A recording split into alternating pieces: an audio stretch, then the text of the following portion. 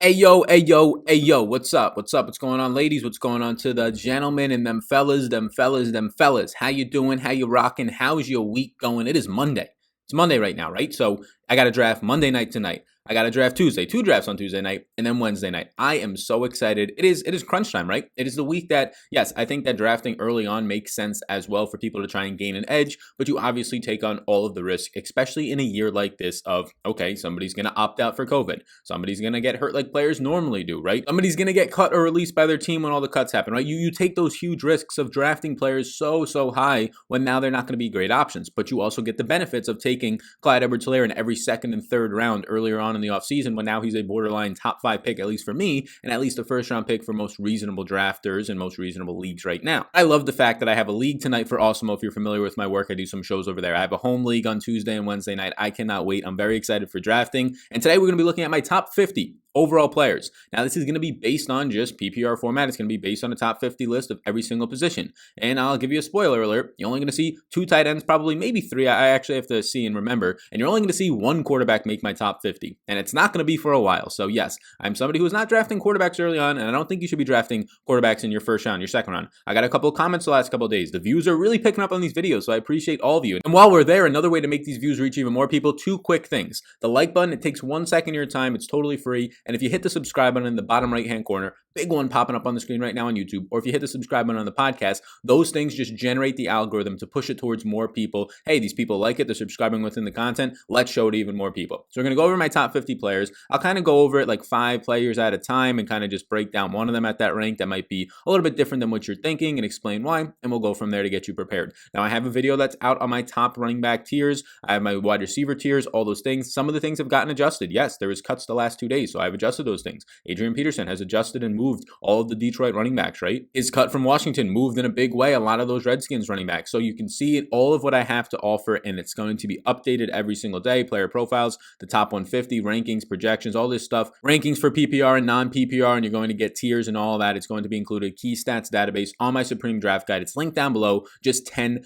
Rooskies thanks to Monkey Knife Fight. You can figure out how to get it linked down below. So thank you. I appreciate you. Let's get into this one, and I'll just talk about kind of the schedule for this week. Season-long content will be going out tomorrow and Tuesday. I'm going to record the draft that I do tonight on Monday night and kind of put that bad boy up there as sort of an early round strategy for a draft that's got real money on the line, a real buy-in, a real league right now that I'll be going into tonight. There might be a season-long video going out on Wednesday, but if not, it's just going to be daily fantasy sports taking over the rest of the week. There's already a video out for my first look. We'll do some showdown content. We'll do a final look. We'll have some live streams about 2-3 times a week before the games start on Monday night and Thursday night football and Sunday. You can come in there. You could ask me your season-long questions, start or sit, anything like that. You could ask me your DFS questions, and then we'll go from there. So that's all that. Let's get into this bad boy right now. We're going to start off with the top 5. The top 5 seems at least pretty reasonable and consistent for me. Christian McCaffrey, Saquon Barkley, Ezekiel Elliott, Alvin Kamara, and Clyde Edwards-Helaire. I'm very big on drafting running backs early. You're not going to find a wide receiver in my rankings until 8, and you're only going to find 1 in my top 11 right now. So I guess there's a couple things to point out here. We'll talk about Kamara and Clyde Edwards-Helaire. I think the first 3, McCaffrey, Saquon, and Zeke, they're all my tier 1 of running backs. They're all fine to me. Zeke, in my opinion, has the highest touchdown upside. Obviously, McCaffrey has the highest opportunity share, but Saquon has the highest, I would say, ceiling from both a touchdown standpoint and the fact that they're just hyping him up to talk about him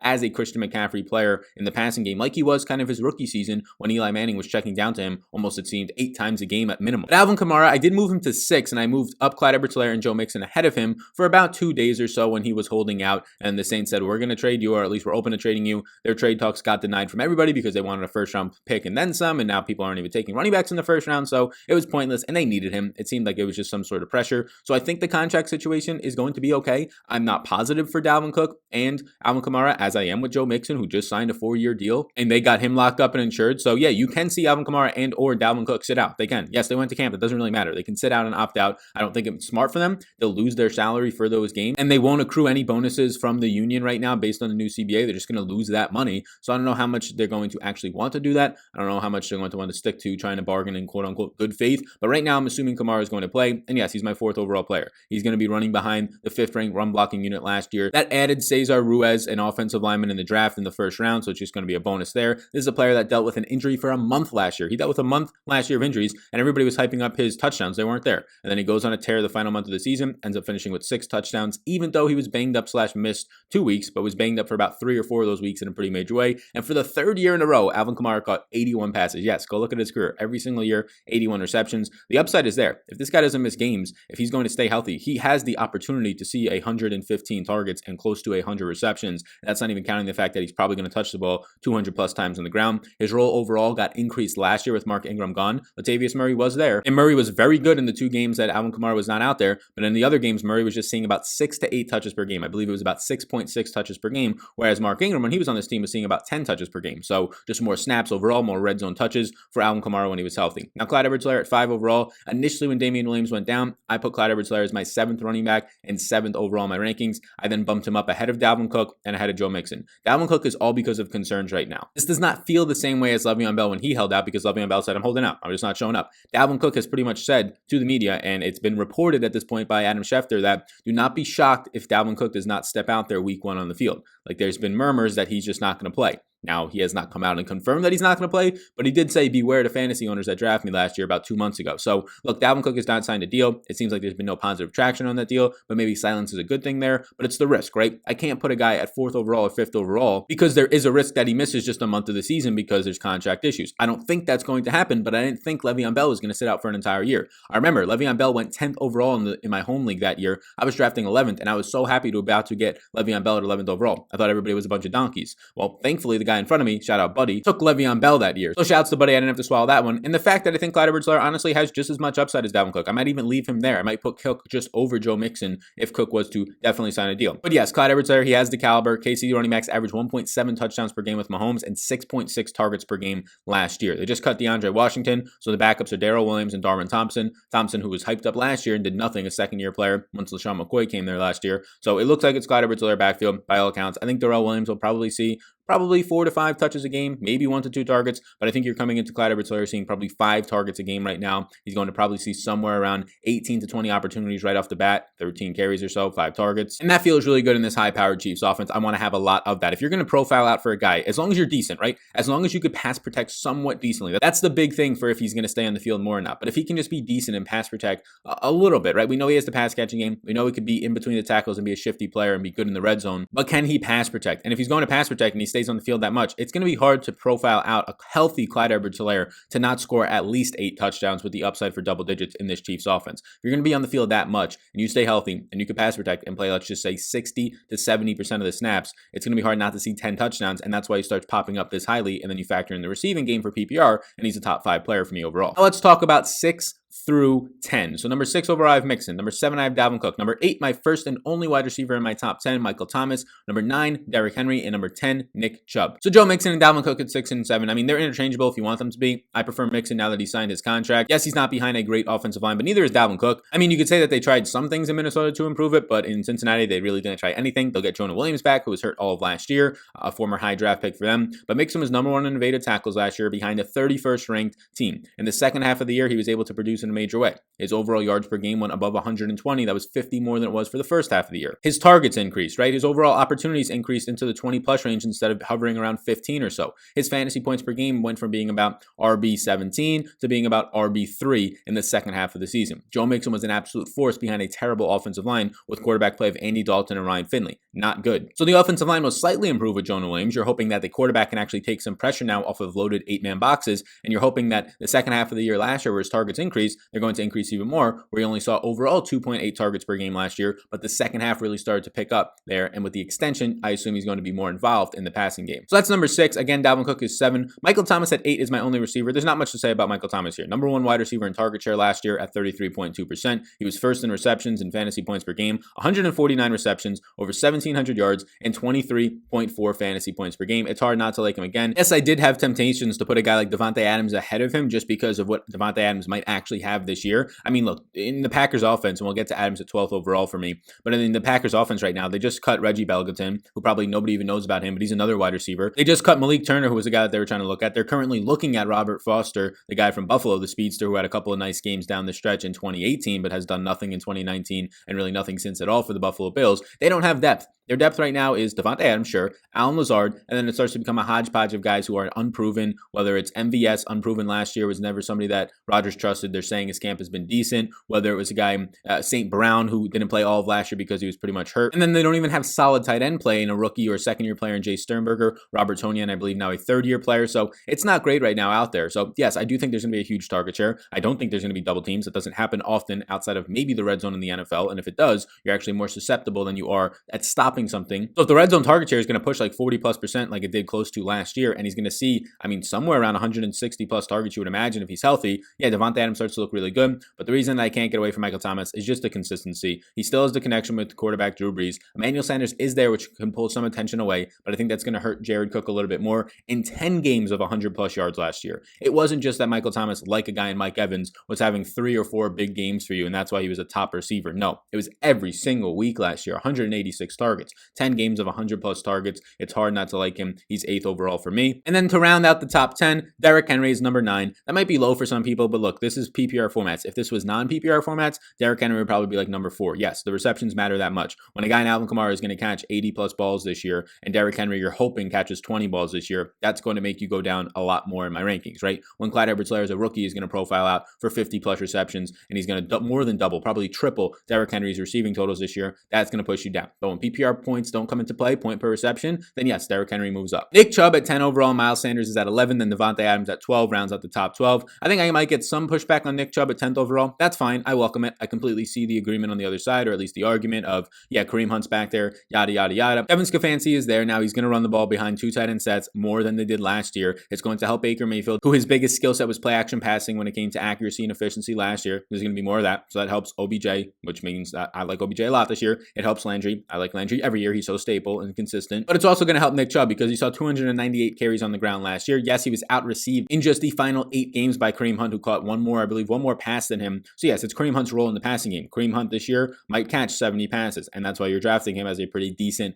4th or 5th round option at the running back position. But you draft Nick Chubb for the overall opportunity. Look, Nick Chubb, 298 carries last year, was stuffed more than expected in terms of expectation outcome inside the 10 and inside the 5-yard line compared to other running backs who saw that many opportunities of around 50 or so plus red zone carries. So the touchdowns are going to be going up if he gets a similar role based on the improved offensive line of adding right now Jack Conklin and Jedrick Willis out of Alabama in the 1st round. And a head coach who, look, there's arguments to say that he wasn't really the guy behind the 2 tight end sets when he was in Minnesota, but there's also arguments that say, and very strong ones, that no, they're probably going to run more 2 tight end sets, and it makes sense to based off of play action to help Baker Mayfield out a lot more. When a guy goes for over 1,400 yards and 8 touchdowns and 298 carries, being 3rd in the league behind only Derrick Henry and Ezekiel Elliott, yeah, I feel really good about Nick Chubb's prospects to push towards another 300 carries alone. And sure, his receptions might go down. Maybe he becomes Derrick Henry and only catches 18 passes this year, but you factor that in with 300 carries, it's really hard not to like that overall opportunity a little bit more. He's at 10th overall for me. If you really wanted to put him at like 14th or 15th, it's not that big of a difference. It's a difference of like a touchdown or so, but the improvement to the offensive line is really the big thing here for me. And the head coach believing in running the ball 300 times, which I think is an awful actual strategy for a football team, but it's fine for us fantasy footballers. And if you're still here right now, give me a second of your time, like button for me, and the big subscribe button in the bottom right hand corner. This is crazy. These videos we're only seeing like earlier in the week and really earlier in the month, like a couple thousand views, and now a lot of them are just pushing towards like 10,000 plus views because everybody's searching fantasy football. So it's a very pivotal time in my channel's, I would say, lifetime of about 2 years. I've never had this type of attention before. So if you do appreciate this content, please do just hit the like button, and in the bottom right hand corner, if you could hit that subscribe button, it really does help this. Maybe it'll show it to like, if one of you hits the like and subscribe, it'll show it to like 100 more people, and then hopefully that they click on it based on my thumbnail and all that stuff. So I do really appreciate that in advance, and I appreciate all of you. So now getting into 11 through 15, as I'll put them up on the screen right here, and we'll go all the way to 16. So 11 through 16, Miles Sanders is at 11. He's my RB10. Then Davante Adams, Julio Jones, Kenyon Drake, Austin Eckler, Tyreek Hill, and Kenny Golladay. So you start to see some wide receivers. About 4 wide receivers pop up, and then the rest are going to be running backs. Out of all these names, I guess the name to kind of point out would be the range of 14 and 15 with Eckler and Kenyon Drake. I think you could flip-flop them, right? I think if you are worried about Kenyon Drake's walking boot at all, you can put Eckler up there. I would say that I'm a little bit worried about Eckler's overall role. Yes, he looks like a tank on these pictures on Instagram, right? But he was talking with the fantasy footballers on their podcast earlier in the summer and said that he's probably going to be the same type of player. Based on the contract that he signed, it wasn't this mega superstar contract. It was a contract to be the same type of player, right? Touch the ball and be efficient on maybe 12 to 15 touches per game. Not be a 20 to 24 overall touch guy and be the workhorse offense guy. And that's why they drafted Joshua Kelly out of UCLA. That's why they have Justin Jackson, who's a little bit nicked up right now, to kind of fill in for that Melvin Gordon type role. And then you can see he was a talk on Instagram of a guy named the Fantasy Football Counselor, and he pretty much said, like, you draft me for efficiency, not volume. So, I mean, here's some like red alert things, right? He was the most efficient player last year. and now you're trying to draft him off of that efficiency as a second-round pick. I think he's a pretty good second-round pick. I don't think he's a first-round pick. I think with all the question marks around a lot of these other guys, whether it's aging veterans that people don't want to draft, and Melvin Gordon, Le'Veon Bell, Leonard Fournette now with a different team, Todd Gurley, all those guys, or the question marks around guys with their contract situations like Dalvin Cook, like it was Joe Mixon for a little while, injury concerns with maybe Kenyon Drake and Miles Sanders, although I'm not concerned with them all that much, it leaves Austin Eckler as a guy that says, I'm healthy, I'm very efficient, start to draft me earlier. And that's what's happening. He's my 15th overall player in my RB12. I'm fine if you want to take him a spot ahead of Kenyon Drake. I think that there is definitely some, he only did it for a month or 6 weeks of the season last year, Kenyon Drake, in his entire career. But there's also the upside for Kenyon Drake, I think, is higher. I don't think Austin Eckler has a 300 to 350 touch ceiling in him. I think Kenyon Drake has that, and they tried to give him that last year when the Chargers have never tried to give Austin Eckler that. So that's my 1 through 16. The last guy in there, as you can see on the screen, is Tyreek Hill at my wide receiver 4 at 16th overall. I'm probably a little bit lower on him. I'm definitely not taking him in the first round. And yes, I do prefer Devontae Adams and Julio Jones. Somebody got into the comment section and said, you have Julio Jones as a top tier wide receiver this year. He's old, LOL. And they were so taken back by this. Okay, Andre Johnson was 32 years old when he led the league. Like, these types of players are fine until they're 32. Sometimes they're fine until they're 33. And then they start breaking down, right? The Torrey Holtz of the world, Andre Johnson at that point. Calvin Johnson obviously retired early. He still had it. He could have kept playing. So the idea that Julio Jones is old at 32 years old, yeah, I think that this is like the tipping point for him, but I don't think it's here yet, especially after he leads the league in receiving last year and has shown no signs of breaking down. I think that there's going to be a fine year for Julio Jones yet again in a dome atmosphere where he plays on a turf, where yes, he deals with toe injuries every single day, but outside of that, he's had no catastrophic injuries as of late. So yeah, I think Julio's fine. I actually really like Julio. If you can like start your lineups this year with maybe like a Joe Mixon in your draft and then get Julio in the second, I'd rather get back-to-back running backs if there's top guys there. But if Julio drops like he does to midway through the second round to maybe end of the second, I had some guy tell me he got Devontae Adams with his first pick in the third round in a 10-team draft. Like, yes, smash the button on those guys at that point. So let's scroll down now and we'll take a look at my 17. Let's do 17 through just whatever else is left. So we'll put 17 all the way up on the top, 17 through 29 now. So for the people listening on the podcast version, I'll kind of vocalize some of these. We'll go about 10 at a time or so. But for the first 5, Kenny Golladay, Josh Jacobs, Todd Gurley, Aaron Jones, and Allen Robinson are my 17 to 21. I'm a lot higher on consensus than Kenny Golladay, my wide receiver 5, and Allen Robinson, my wide receiver 6. Look, yes, Mitch Trubisky was named the starter. If Mitch Trubisky is good, well, that's going to help Allen Robinson. If he's not, well, Allen Robinson's still probably going to do decent based on Mitch Trubisky not being good last year, and Robinson still finishing with a 30% red zone target share, 4th in targets, 5th in contested catch rate, almost 1,200 yards, 7 touchdowns on 98 receptions, only one of 5 players to have 153 targets. That was with bad Mitch Trubisky last year. But if bad Mitch Trubisky happens this year, I expect Robinson to be fine and not really be impacted all that much by it. And then Nick Foles comes in and you expect that to be an upgrade, right? So I think that Robinson is kind of not quarterback proof, although that's what he's shown back in college with Christian Hackenberg, with Blake Bortles, with Mitch Trubisky. He's shown that he's quarterback proof for literally now like 5 to 6 years of a strong professional and collegiate career. He's just that dude. He's that good. So yes, Allen Robinson is my wide receiver 6, 21st overall. And I will put this out as a disclaimer. If you're drafting in 12-team drafts, this means that based on my rank, Allen Robinson is worthy of a second round pick. I am not drafting Allen Robinson ever in the second round because you don't have to. He falls to the 3rd and 4th round way too often. I'm just putting him on your top 150 so that you can see, oh, I still have value in Allen Robinson's left on my clock. I just drafted, let's just say now you're on the clock and you're in the 3rd round. I just drafted Joe Mixon and Austin Eckler to start my draft. A pretty nice start in my opinion. Joe Mixon, Miles Sanders, something like that at the term. And now I'm coming back around for the 3rd and 4th round. And there's Allen Robinson, who on my top 150, if I have Sal's Supreme Draft Guide, is a clear value right now in these rounds. I don't have to overdraft him because I can identify that he's a clear value. You always just have to know where that guy is based on ADP. Same thing for Kenny Golladay. I'm ahead of the field on Kenny Golladay. He's being taken in the mid to end of the 3rd round. Based on my rank, I think he's a second round pick based on what I have him as because I think he's a top 5 wide receiver. But you never have to draft him there. I never draft Kenny Golladay in the second round because that's a reach in my opinion. I draft him in the 3rd and usually the end of the 3rd to 4th round. So I think those guys are fine there. I've been getting a little bit, maybe not pushback, but questions of Josh Jacobs, my rank of him on 13th overall. Yes, they did cut Theo Riddick. Yes, they did trade away Lynn Bowden, but everybody's jumping up and down about that helping out Josh Jacobs' role. No, they brought in so many of these guys to compete with each other for the backup job. They signed Jalen Richard early, then they signed Devontae Booker pretty early, and then they ended up drafting Lynn Bowden, who ended up having a terrible camp, and they traded him away to, I believe, Miami. And then they signed Theo Riddick, another pass-catching specialist who's like 30 plus years old, I think like 32 at this point. All those guys were competing with each other. It was pretty obvious based on the contract that a guy in probably Jalen Richard was making the team, but then it was Devontae Booker, Lynn Bowden, and Theo Riddick competing for 1 to 2 more spots. None of those guys being cut are not impacted the pass-catching changes of a guy in Josh Jacobs. All this shows you is that they want strong pass catchers behind him. So yes, I can't project out Josh Jacobs for 50 receptions. I hope to project him out for like another 25 to 30, but based on what they're doing this offseason, it seems like they just want to get pass-catching specialists behind him. They have no grinders, no workhorse early down guys behind him right now. So for me, when I compare that role to guys like Austin Eckler and Kenyon Drake, yeah, their upside in the receiving department is much higher. And then the only other spot where you can compare it to is Nick Chubb. Nick Chubb I have right now, I believe, 9th overall at my running backs, and I have Josh Jacobs at 13th overall. So it's a little bit of a difference right there. It's just more security and trusting in Nick Chubb's overall offense, I would say, to get to the red zone. It is really close. If you wanted to argue with me and say that Josh Jacobs should be ranked ahead of Nick Chubb, that's fine, right? Both of their receiving upsides is probably going to be capped around 20 to 25. Jacobs maybe has a little bit higher to that, whereas Nick Chubb doesn't because of Kareem Hunt being out there. There's also a slim chance that Kareem Hunt can get traded at some point during the season. I do think it's a slim chance, but we've seen it happen before. Hence Kenyon Drake literally last year. But yeah, Josh Jacobs at this point is my RB13. I think he does have some wiggle room to get into my top 15 overall,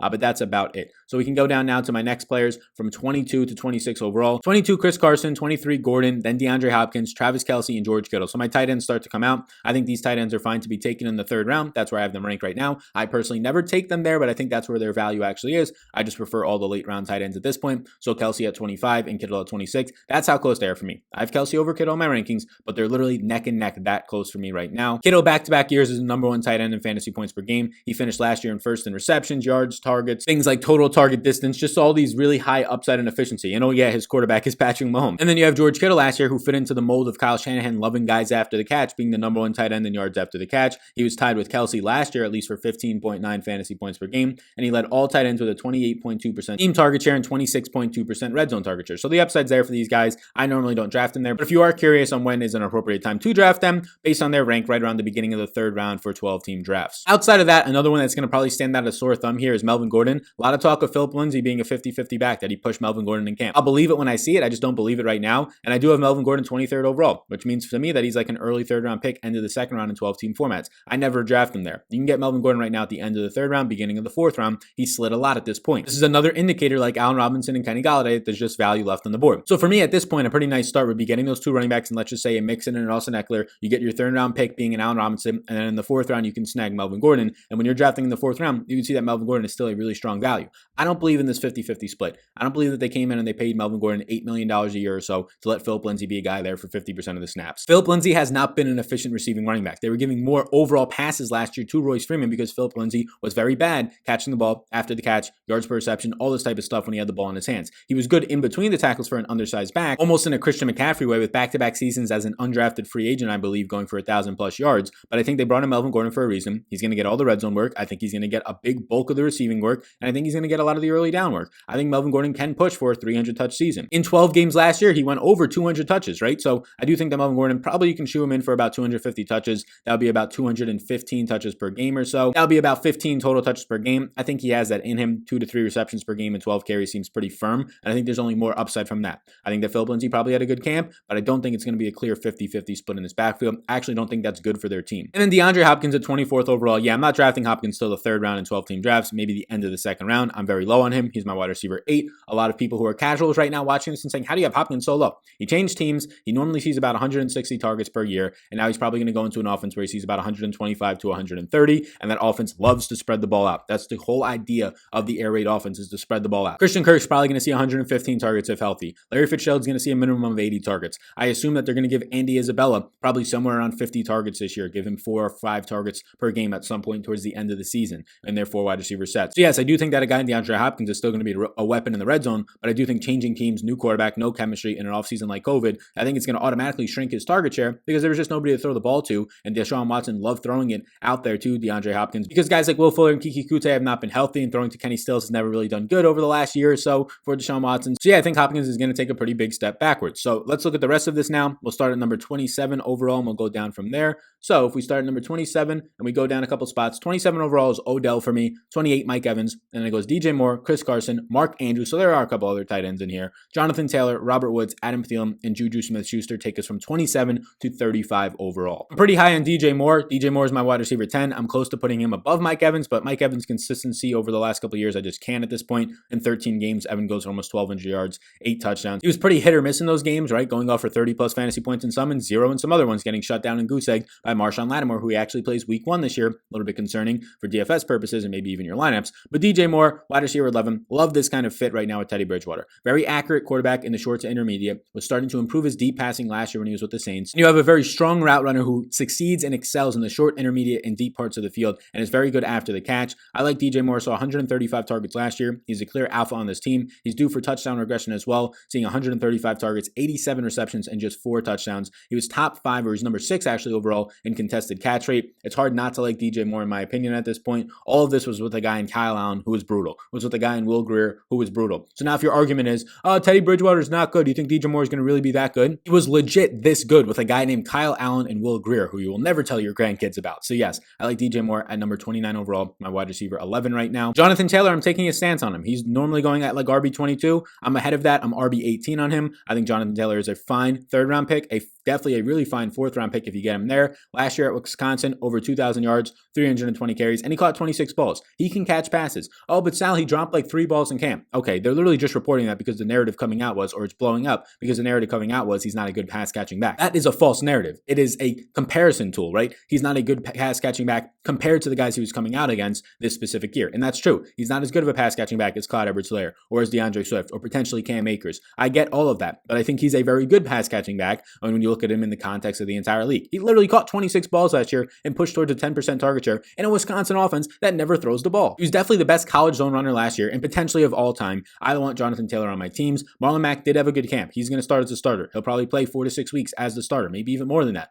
But at some point, and probably right out of the gate, Jonathan Taylor is going to see 30 to 40% of the snaps. And then he's going to quickly start to see 50 and 60%. And then he's going to keep running, breaking off these long runs and breaking tackles like he did in college and scoring touchdowns. And then he's going to be, RB1. He just saw 75% of the snaps in week 8, something like that, similar to a Miles Sanders last year. 33, Robert Woods. I've talked about him all the offseason. I'm very high on Robert Woods this year. He's my wide receiver 12. He saw an increased role when the Rams went 12 personnel, whereas Cooper Kupp saw the opposite last year. Cooper Kupp banged up in the camp as well. Cooper Kupp does not have a lot of experience on the outside right now, and he struggles on the outside, whereas Robert Woods was fantastic on the outside. Back-to-back years of 130 plus targets, seeing 140 last year. Due for some touchdown regression. You see 140 targets, only 2 touchdowns. He's never been a guy to score touchdowns, but I mean, 140 targets, you should be scoring like 4 to 5 touchdowns. Any wide receiver should, especially when you're seeing like close to a 20% red zone target share. I believe you saw like 17% red zone target share last year. So let me get towards the middle of Adam Thielen at 34, Juju at 35. Not much to say here. I think these guys are fine. Thielen just 10 games last year. Only saw 48 targets, a run-heavy approach, but now there's no Diggs. He's going to be the main guy out there, yada, yada, yada. You know, he's a little bit touchdown dependent, but you assume that the volume goes up with no Stephon Diggs. You assume that he takes over the slot a little bit more. His slot usage last year, though, important to call out that they use more 2 tight end sets, so Thielen's slot usage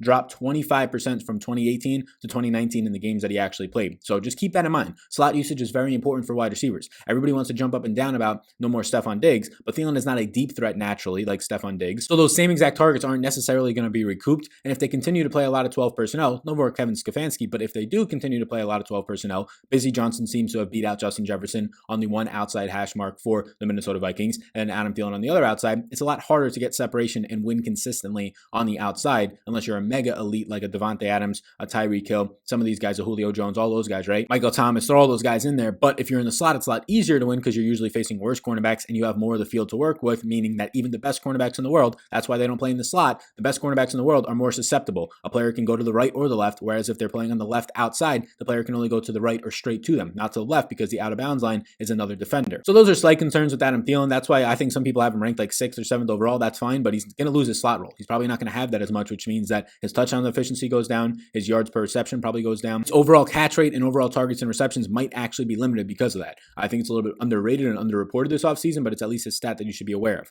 So let's now start at 36 overall, and we can go down basically to 40, and then I'll show the rest of it. So 36, David Johnson, 37, Amari Cooper, and then it goes Calvin Ridley, Antonio Gibson, ding, ding, ding, Le'Veon Bell, James Conner, Zach Ertz, Cam Akers, Cooper Kupp, and Tyler Lockett take us to 36 to 45. I'll talk about Antonio Gibson. He's my 39th ranked player overall. I think he's a very strong 4th round pick. He's the RB20 on my rankings. I have him ahead of guys like Le'Veon Bell, James Conner, Cam Akers. You have to shoot for upside in your drafts. You can't just be drafting at ADP. If you drafted ADP and you're good at it, oh yeah, you finish 4th or 5th in your draft. If you like that, if you like the $40 prize pool in your draft, that's fine. I want to win first place. I want to be in the championship every single year. And Antonio Gibson is a guy who gives you that opportunity. They did not cut Adrian Peterson because Peyton Barber had an okay camp. They did not cut Adrian Peterson because Bryce Love had a good start to camp, because J.D. McKissick was doing good in his satellite role. They did it because Antonio Gibson is a 3-down back for them, and he was an absolute monster in college on a limited sample, on 307 snaps and only like 75 career touches, but then he was a beast in camp. These were the quotes from the team, not the beat writer who's sitting there trying to get clicks on his Twitter. These were the quotes from the team. Scott Turner, the offensive coordinator, said that he's never had a running back that he can do so many things with, whether it's in jet sweeps, whether it's in the receiving game, whether it's running him right up the tackles or using him in the red zone.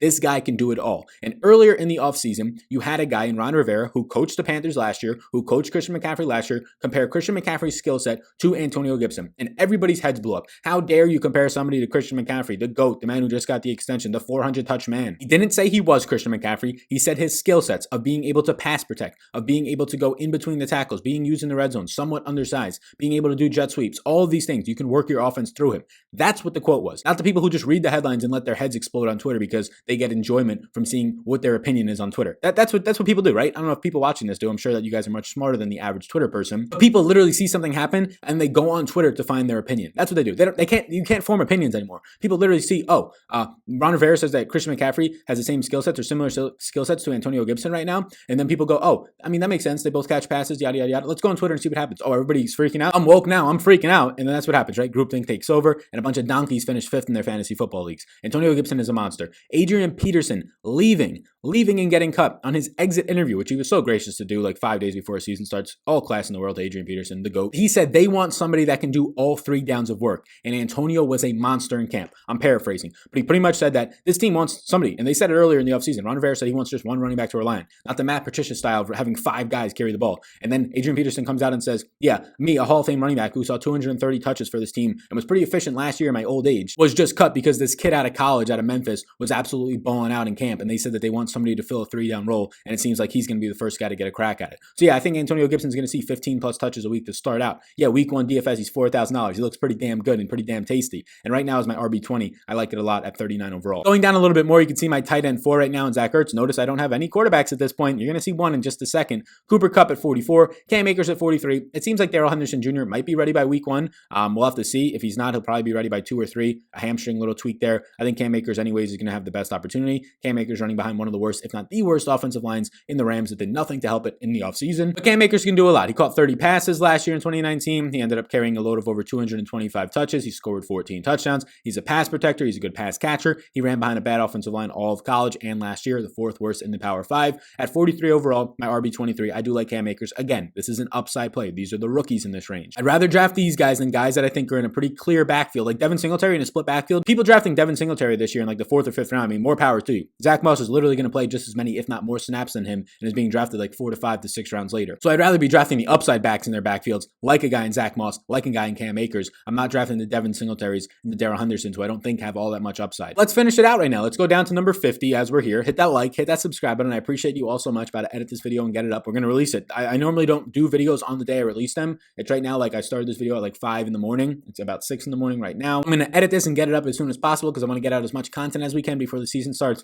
because I know a lot of you are drafting tonight, tomorrow, and on Wednesday, as I am as well. So if you want to get the Supreme Draft Guide, take advantage of all the perks, the full top 150, it's going to be updated with all the news that comes out today, player profiles, key stats databases, the tiers and rankings, which will help you tremendously during your draft. Link down below, Monkey Knife Fight, the sponsor. You can see their logo up above on YouTube. Appreciate you all so much, and it's going to help you out a ton. The more informed you are, the better chance you have at win and dominating the draft and the donkeys in your league. Smack them around a little bit. Supreme Draft Guide will help you do that. So we can finish it up right here, and you can see the last couple of names on the screen, and I'll read through them, and we finally get a quarterback. So number 40, so we'll start at 44 was Cooper Kupp, 45 was Tyler Lockett. I think they're fine there. 46 is Keenan Allen. I think he's starting to fall into the 5th and 6th round. I have him ranked still as a 4th round pick. I think he's still very good there. He's my wide receiver 19. Look, Keenan Allen, yes, Tyrod Taylor's there. He's not going to just fall off the face of the earth. Mike Williams looks like he's going to miss significant time. I think that Austin Eckler sees less targets this year because Tyrod Taylor's mobility. Keenan Allen in the slot, who just got a mega extension for, I believe, like $80 million. I think he's going to be absolutely fine. And I think he's getting drafted a little bit too late because everybody likes the 2nd year and 3rd year players, and I do as well, and here they come. AJ Brown, 47 overall, DK Metcalf, 48, DJ Shark, 49, and then 50 overall is Patrick Mahomes. Only one quarterback? Well, literally the next guy, my 51st player is Lamar Jackson. That's how close they are. I have Mahomes over Jackson right now. And then if people are looking for Terry McLaurin, I believe he's like 52nd overall. So all these 2nd and 3rd year players, the 2nd year players being AJ Brown, DK Metcalf, and Terry McLaurin. I love all those receivers, right? DJ Shark, a 3rd year player who broke out last year in kind of a major way towards the middle of the season. Injury kind of derailed the end of it. But yeah, I love these guys. This is where I want to be getting my wide receiver 2s and 3s. But honestly, if these guys are like my 1s and 2s, I'm fine with that. Like if you have right now AJ Brown and DJ Shark as your 1 and 2, I feel good about that. But if that's your 2 and 3, you're building a really good team. So at this point, hopefully you have 2 running backs, maybe 3, and then 2 of these receivers at this point feels really confident. Like if you're starting with Keenan Allen, AJ Brown, and like a Terry McLaurin, and you started off with like a Joe Mixon and a Miles Sanders, that's a very strong start to your draft in my opinion. So not a lot to say down here. I don't draft QBs early. Obviously at pick 50 and pick 51, Lamar and Patrick Mahomes are probably already off your board. So based on my tiers and based on my overall rankings and my Supreme Draft Guide,